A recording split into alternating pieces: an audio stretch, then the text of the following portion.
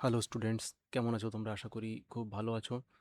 সামনে তোমাদের West Bengal state university এর পলিটিক্যাল সায়েন্সে যারা পাশ করছে পড়ছো, তাদের পরীক্ষার ডেট দেওয়ার সম্ভাবনা আছে খুব তাড়াতাড়ি। এবার দেখো তোমাদের সিলেবাসটা কী আছে। মিনিং অফ দ্য পলিটিক্যাল, অর্থাৎ রাজনৈতিক অর্থ। হোয়াট ইজ পলিটিক্যাল থিওরি, অর্থাৎ রাজনৈতিক তত্ত্ব কী। পরে দেখো সোয়ারেনিটি, অর্থাৎ সার্বভৌমিকতা। এর যে দুটো ধারা আছে, মনিজম অ্যান্ড প্লুরালিজম, অর্থাৎ একত্ববাদ এবং বহুত্ববাদ। নাম্বার 3-এ আছে nation and state, social contract theory, জাতি এবং রাষ্ট্রের থেকে আছে এই যে সোশ্যাল কন্ট্রাক্ট থিওরি, অর্থাৎ সামাজিক চুক্তি মতবাদ। তারপর ইউনিট 2 থেকে আছে রাইটস, ল, লিবার্টি, ইকুয়ালিটি। এর মধ্যে যে ইন্টার রিলেশনশিপ, অর্থাৎ আন্তঃসম্পর্ক। তারপর আছে জাস্টিস, এই জাস্টিসের থিওরি অফ রলস। জাস্টিস অর্থাৎ ন্যায় বিচার সম্পর্কে রলসের থিওরিটা, এর মধ্য থেকে তোমাদের প্রশ্ন আসবে। Democracy, models of democracy, David Held. এবার ডেভিড হেল্ড প্রায় 9 প্রকার, বেশিও আছে, কিন্তু 9 প্রকার স্বাধীনতার ডেমোক্রেসি, অর্থাৎ গণতন্ত্রের কথা বলা হয়। এই ডেভিড হেল্ডের 9 প্রকার গণতন্ত্র, এটা হলো তোমাদের ওয়েস্ট বেঙ্গল স্টেট ইউনিভার্সিটি এর পলিটিক্যাল সায়েন্সের পাস কোর্সের ফার্স্ট সেমিস্টারের সিলেবাস। তো এই সিলেবাস থেকে তোমাদের যে যে প্রশ্নগুলো এইবার সব থেকে বেশি ইম্পর্টেন্ট, অর্থাৎ আসার সম্ভাবনা আছে, এটাকে সাজেশন বললে ভুল হবে। টোটাল একটা সিলেবাসের থেকে যে প্রশ্নগুলো আসে, সেই রকমভাবে তোমাদের কিছু প্রশ্ন সর্ট আউট করা হচ্ছে। অর্থাৎ এই কোয়েশ্চেনের বাইরে কোনো কোয়েশ্চেন আসবে না বললেই চলে, 2 মার্ক এবং 10 মার্কের। তাহলে আমরা সেই কোয়েশ্চেনে চলে যাই, চলো তাহলে। এবার দেখো, আমরা একটুখানি জুম করে নিই, তাতে আমাদের দেখতে সুবিধা হবে। 2 নাম্বারের যে প্রশ্নাবলী আছে তার মধ্যে কি আছে, শর্ট কোয়েশ্চেন। ইউনিট 1 থেকে আসবে রাজনৈতিক, রাজনীতি বলতে কি বোঝো, রাজনীতির সংজ্ঞা দাও। এবার দেখো এই যে যে আছে রাজনীতি বলতে কি বোঝো, রাজনীতির সংজ্ঞা দাও। সরাসরি তোমাদের সিলেবাসে রাজনীতি নেই, আছে রাজনৈতিক, অর্থাৎ রাজনৈতিক তত্ত্ব এই সংক্রান্ত কিছু। 2 মার্কের জন্য এই কোয়েশ্চেনটা তোমরা পড়তেও পারো, নাও পারো। পরেরটা দেখো, রাজনৈতিক বলতে তুমি কি বোঝো। এই কোয়েশ্চেনটা ভেরি ভেরি ইম্পর্টেন্ট, সব থেকে বেশি গুরুত্বপূর্ণ। এবং প্রথম যে কোয়েশ্চেনটা দিতে লেখা আছে, তোমাদের বাদ দিতে বললাম, এই কোয়েশ্চেনটাও বাদ দেবে না, পরীক্ষায় আসার সম্ভাবনা আছে। এরপর দেখো 3 নাম্বার যেটা আছে, রাজনৈতিক রাজনীতি সম্পর্কে ডেভিড স্টোনের সংজ্ঞাটি দাও। এটাও তোমরা পড়বে, এই বছরের জন্য অত্যন্ত গুরুত্বপূর্ণ। তারপর রাজনৈতিক তত্ত্ব বলতে কি বোঝো, এটা সব থেকে বেশি ইম্পর্টেন্ট। রাজনৈতিক তত্ত্বের গুরুত্বের 2টি কারণ উল্লেখ করো। 6 নাম্বার কি আছে, রাজনৈতিক তত্ত্বের 2টি বৈশিষ্ট্যের উল্লেখ করো বা বৈশিষ্ট্য উল্লেখ করো। তারপর রাজনৈতিক তত্ত্বের অবনমনের 4 জন প্রবক্তার নাম। এবার দেখো রাজনৈতিক তত্ত্বের অবনমন তোমাদের নেই, সরাসরি কিন্তু আসার সম্ভাবনা আছে। তারপর রাষ্ট্রের সংজ্ঞা দাও, এটা খুবই গুরুত্বপূর্ণ, এই ধরনের ছোট ছোট কোয়েশ্চেনের মধ্যে দিয়ে দেয়। ইউনিট 2, ইউনিট 2 থেকে কি কি আসতে পারে, অধিকারের অর্থ কী, অধিকারের সংজ্ঞা দাও। তারপর 2 নাম্বার, রাজনৈতিক অধিকার বলতে কি বোঝো। নাম্বার 3, সামাজিক অধিকার কাকে বলে। অধিকারের থেকে প্রচুর কোয়েশ্চেন আসে এবং আসার সম্ভাবনাও বেশি। নাম্বার 4, পৌর অধিকার বলতে তুমি কি বোঝো। নাম্বার 5, মানবাধিকার বলতে কি বোঝো, মানবাধিকারের সর্বজনীন ঘোষণাপত্র বলতে কি বোঝো। নাম্বার 7, সংঘবদ্ধ হওয়ার অধিকার বলতে কি বোঝায়। নাম্বার 8, স্বাধীনতার অর্থ ব্যাখ্যা করো, স্বাধীনতার সংজ্ঞা দাও। তারপর স্বাধীনতার বিভিন্ন প্রকারগুলি লেখো। স্বাধীনতার 4টি রক্ষা কবচ উল্লেখ করো। দেখো এই কোয়েশ্চেনটা অত্যন্ত গুরুত্বপূর্ণ, মাঝে মাঝেই দিয়ে দেয়। সাম্যের সংজ্ঞা দাও। তারপর সাম্যের 2টি রূপ, সাম্যের বিভিন্ন প্রকারভেদ কী, আইনগত সাম্যের সংজ্ঞা দাও। প্রকৃত সাম্য বলতে কি বোঝায়। নেক্সট, ন্যায় বলতে কি বোঝো। এই ন্যায়, এখান থেকে এই কোয়েশ্চেনটা আসতে পারে, রলসের ন্যায় বিচার যেহেতু আছে। সামাজিক ন্যায় বলতে তুমি কি বোঝো, এটাও আসার সম্ভাবনা আছে। জাস্টিস অ্যাজ ফেয়ারনেস বলতে কি বোঝো, এটা সব থেকে গুরুত্বপূর্ণ, direct question. A theory of justice কে লিখেছেন, এটাও ডিরেক্ট কোয়েশ্চেন, আসার সম্ভাবনা আছে। পরোক্ষ গণতন্ত্র কাকে বলে, পরোক্ষ গণতন্ত্র বলতে কি বোঝো, একই জিনিস বলেছে, এটাও আসার সম্ভাবনা আছে যেহেতু গণতন্ত্র আছে আমাদের সিলেবাসের মধ্যে। তারপর পরোক্ষ গণতন্ত্রের 2টি সীমাবদ্ধতা উল্লেখ করো। এটাও আসতে পারে। উদারনৈতিক গণতন্ত্রের দুটি বৈশিষ্ট্য উল্লেখ করো। অংশগ্রহণমূলক গণতন্ত্রের দুটি বৈশিষ্ট্য উল্লেখ করো। এই যে গণতন্ত্রের থেকে কোয়েশ্চেনগুলো আছে, এই কোয়েশ্চেনগুলো খুব গুরুত্বপূর্ণ। তারপর সবথেকে বেশি যেটা ইম্পর্টেন্ট, গণতন্ত্রের সাফল্যের শর্ত কী, এই কোয়েশ্চেনটা সবথেকে বেশি পরীক্ষায় আসে। এরপর অর্থনৈতিক উন্নয়ন বৃদ্ধির বা অর্থনৈতিক উন্নয়ন বা বৃদ্ধির দুটি সুবিধা উল্লেখ করো। এটা আসার সম্ভাবনা নেই বলতে গেলে চলে। অর্থনৈতিক উন্নয়নের বৃদ্ধির দুটি সীমাবদ্ধতা লেখো। এটাও আসবে না বলতে পারো, এই দুটো কোয়েশ্চেন না আসার সম্ভাবনা বেশি, তবুও তোমরা একটু দেখে যেতে পারো।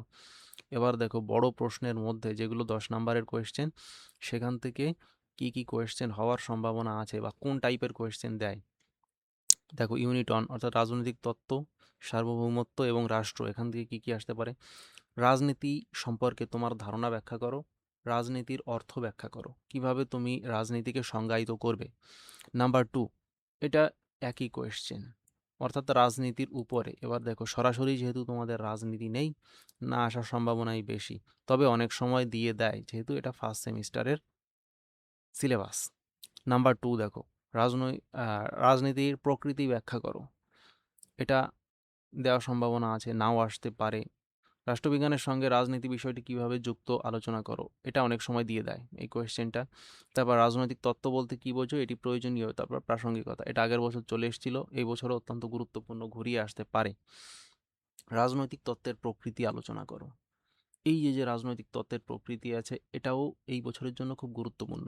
রাজনৈতিক তত্ত্বের প্রাসঙ্গিকতার একটি সংক্ষিপ্ত রূপরেখা দাও। এই যে প্রয়োজনীয়তা বা প্রাসঙ্গিকতা আলোচনা করো, বা সংক্ষিপ্ত এই প্রাসঙ্গিকতা, এখান থেকে কোয়েশ্চেন প্রত্যেকবারই আসে, তোমরা এই কোয়েশ্চেনটা দেখে যেতে পারো। রাজনৈতিক তত্ত্বের অবনমনের উপর একটি টিকা লেখো। এইবার দেখো রাজনৈতিক তত্ত্বের অবনমনটা আসতে পারে। সার্বভৌমিকতার ধারণা আলোচনা করো। অস্টিনের সার্বভৌমিকতার ধারণা, এটা দেখো অস্টিনের যেহেতু বলেছে একত্ববাদী সার্বভৌমিকতা, জন অস্টিনের সার্বভৌমিকতার ধারণাটির উপর একটি টিকা লেখো। এটা খুবই গুরুত্বপূর্ণ একটা কোয়েশ্চেন, আগের বছর এসেছিল, এই বছরও আসবে। আগেরবার 5 এবং 10 দু জায়গাতেই এসেছিল, একটা ভৌতবাদ, একটা হচ্ছে একত্ববাদ। সার্বভৌমিকতার বহুত্ববাদী তত্ত্বটি সমালোচনা সহ আলোচনা করো। সার্বভৌমত্বের বহুত্ববাদী তত্ত্বের উপর একটি সংক্ষিপ্ত টিকা লেখো। এটাও আসতে পারে এইবার। আগেরবার এই কোয়েশ্চেন, এখান থেকে এই যে দুটো কোয়েশ্চেন আছে, একত্ববাদ বহুত্ববাদ দুটোই চলে এসছে। 10 নাম্বার দেখো কি বলেছে, প্রকৃতির রাজ্য ও সামাজিক চুক্তি সম্পর্কে থমাস হবসের ধারণা ব্যাখ্যা করো। এটাও গুরুত্বপূর্ণ। প্রকৃতির রাজ্য সামাজিক চুক্তির উপর জন লকের ধারণা উল্লেখ করো। এটা আরেকটা। এরপর রাষ্ট্রতত্ত্বের আঙ্গিকে রুশোর সাধারণ ইচ্ছার ধারণাটি বিশ্লেষণ করো। হবস, লক, রুশো তোমরা তিনটেই দেখে যাবে। এখান থেকে এইভাবে কোয়েশ্চেনগুলো আসে। রাষ্ট্রের ধারণা যথাযথ ব্যাখ্যা প্রদানে সামাজিক চুক্তি মতবাদের গুরুত্ব আলোচনা করো। এবার দেখো এই যে তিনজন ব্যক্তির তিনটে মতবাদ আছে, এই তিনজনের তিনটে মতবাদের একটা সাধারণ ধারণা নিয়ে এই রাষ্ট্রের ধারণার যথাযথ ব্যাখ্যা, অর্থাৎ রাষ্ট্রের উৎপত্তি সংক্রান্ত যে সামাজিক চুক্তি মতবাদ আছে তার গুরুত্ব, এটা আসার সম্ভাবনা আছে। তারপর দেখো ইউনিট 2 থেকে কি কি আসতে পারে। অধিকার, আইন, স্বাধীনতা, সাম্য, ন্যায় এবং গণতন্ত্র, এই হচ্ছে তোমাদের ইউনিট 2। অধিকারের সংজ্ঞা দাও। অধিকারের বিভিন্ন ধরনগুলি আলোচনা করো। অধিকারের একটা সংজ্ঞা দিতে হবে, অধিকার কাকে বলে, বা কোনো রাষ্ট্রবিজ্ঞানী বা রাষ্ট্রতত্ত্ববিদ অধিকার কাকে বলে এই সম্পর্কে কি বলেছেন, আর বিভিন্ন ধরনের যে অধিকার আছে সেই সম্পর্কে। রাজনৈতিক অধিকার বলতে তুমি কি বোঝো, এটা সব থেকে বেশি আসা কোয়েশ্চেন এবং দেয় মাঝে মাঝে। প্রাকৃতিক অধিকার ও মানবিক অধিকারের মধ্যে অধিকার বলতে কি বোঝায়, এটাও দেয় মাঝে মাঝে কোয়েশ্চেনটা পরীক্ষায়।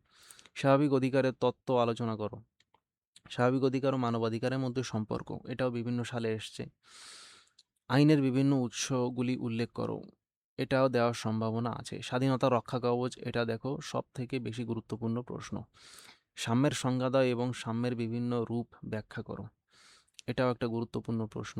স্বাধীনতা ও সাম্যের মধ্যে সম্পর্ক আলোচনা করো। এই যে দেখো যে আন্তঃসম্পর্কের যে প্রশ্নগুলো আছে, এগুলো সব থেকে বেশি গুরুত্বপূর্ণ, ভেরি ভেরি ইম্পর্টেন্ট। স্বাধীনতা সাম্যের মধ্যে পারস্পরিক সম্পর্ক নির্ণয় করো, এই ধরনের কোয়েশ্চেন দেওয়ার সম্ভাবনা সব থেকে বেশি। বিভিন্ন ধরনের ন্যায় বিচারের উপর একটি সংক্ষিপ্ত টিকা লেখো। এবার দেখো এখানে যেহেতু রলসের ন্যায় বিচার আছে, সরাসরি রলসের ন্যায় বিচার দেওয়ার সম্ভাবনা বেশি, এই ধরনের কোয়েশ্চেন দেয় না। 10 নম্বরের কোয়েশ্চেনটা সব থেকে বেশি গুরুত্বপূর্ণ। ন্যায় বিচারের তত্ত্বটি ব্যাখ্যা করো। এরপর কি বলেছে, রলসের ন্যায্যতা, এই কোয়েশ্চেনটা দেখো। ন্যায্যতা হিসাবে ন্যায় বিচারের ধারণাটি বিশ্লেষণ করো, এই কোয়েশ্চেনটা পুরো মুখস্থ করে যাবে। জাস্টিস অ্যাজ ফেয়ারনেস বলতে কি বোঝো, অর্থাৎ ছোট ছোট করে ভেঙেও ওই কোয়েশ্চেনটা দেয়। তুমি কি মনে করো ন্যায্যতার নীতি সাম্যের নীতিকে ভঙ্গ করে? এই যে যে একটা কোয়েশ্চেন দিয়েছে, এটাও আসার সম্ভাবনা বেশি, অর্থাৎ রলস অ্যান্ড ন্যায় বিচার এটাকেই একটু ঘুরিয়ে দেওয়া। তারপর গণতন্ত্রের সংজ্ঞা দাও, মানে গণতন্ত্র কাকে বলে? আধুনিক রাষ্ট্রে গণতন্ত্রের প্রকৃতি আলোচনা করো, উদারনৈতিক গণতন্ত্রের প্রধান বৈশিষ্ট্যগুলি আলোচনা করো। এই ধরনের কোয়েশ্চেন বিগত সালে এসছে এবং এই বছর আসার সম্ভাবনা আছে। এবার দেখো, ডেভিড হেলের গণতন্ত্রের মডেলগুলির একটি সংক্ষিপ্ত আলোচনা করো। এই কোয়েশ্চেনটা এই বছরের জন্য সব থেকে বেশি গুরুত্বপূর্ণ। পরেরটা দেখো, গণতন্ত্রের সাফল্যের শর্তাবলী আলোচনা করো। গণতন্ত্র কী কীভাবে সফল? এই ধরনের কোয়েশ্চেনও প্রচুর পরিমাণে আসে এবং এই বছর আসার সম্ভাবনা আছে। এরপর দেখো কি বলেছে, তুমি কি মনে করো গণতন্ত্র আর্থিক বৃদ্ধির বা বিকাশের ক্ষেত্রে সহায়ক? তোমার উত্তরের সপক্ষে যুক্তি দাও। এই কোয়েশ্চেনটা দেখো মাঝে মাঝে বিগত সালে দিয়েছে, তবে এই বছর সিলেবাসের যা ধরন, এই ধরনের কোয়েশ্চেন দেওয়ার সম্ভাবনা কম। তো যে যে কোয়েশ্চেনগুলো বেশি বেশি ইম্পর্টেন্ট বললাম, যে যে কোয়েশ্চেনগুলো কম ইম্পর্টেন্ট বললাম, বেশি ইম্পর্টেন্ট যেগুলো বলেছি সেইগুলো তোমরা একটা খাতায় টুকে নেবে, নিয়ে সেই অনুযায়ী পড়বে এবং এর উত্তরগুলো খুব তাড়াতাড়ি আমি দিয়ে দেবো। এবং পিডিএফে তোমাদের যদি এর উত্তর দরকার হয়, কোয়েশ্চেন এবং উত্তর দুটোই, তাহলে তোমরা হোয়াটসঅ্যাপে এসএমএস করতে পারো। হোয়াটসঅ্যাপ নাম্বারটা দেখো নিচে আমি লিখে দিচ্ছি, এই নাম্বারে এসএমএস করো। আশা করি তোমাদের উত্তর, এই কোয়েশ্চেনের উত্তরগুলো তোমরা পেয়ে যাবে। দেখো, এই হচ্ছে আমার হোয়াটসঅ্যাপ নাম্বার, এই হোয়াটসঅ্যাপ নাম্বারে এসএমএস করবে। এসএমএস করলেই আমি তোমাদের কোয়েশ্চেনের উত্তরগুলো পাঠিয়ে দেবো। এবং কোথাও যদি কারো বুঝতে অসুবিধা হয়, তোমরা নির্দ্বিধায় কমেন্ট বক্সে কমেন্ট করতে পারো এবং হোয়াটসঅ্যাপে এসএমএস করতে পারো। তাহলে আজকের সেশন এই পর্যন্তই রাখছি। পরবর্তীতে আমরা সামনের ভিডিওগুলোতে এক এক করে এই যে যতগুলো ছোট ছোট কোয়েশ্চেন আছে, 2 নাম্বারের প্রশ্নগুলো আগে শেষ করব এবং খুব তাড়াতাড়ি 10 নাম্বারের প্রশ্নগুলো নিয়ে আসব। তাহলে আজকে এই পর্যন্ত থাক। Good night. এবং তোমাদের জন্য হোয়াটসঅ্যাপ নাম্বার তো দেওয়াই আছে, তোমরা 24 ঘন্টা যে কোনো টাইমে এসএমএস করতে পারো। Good night.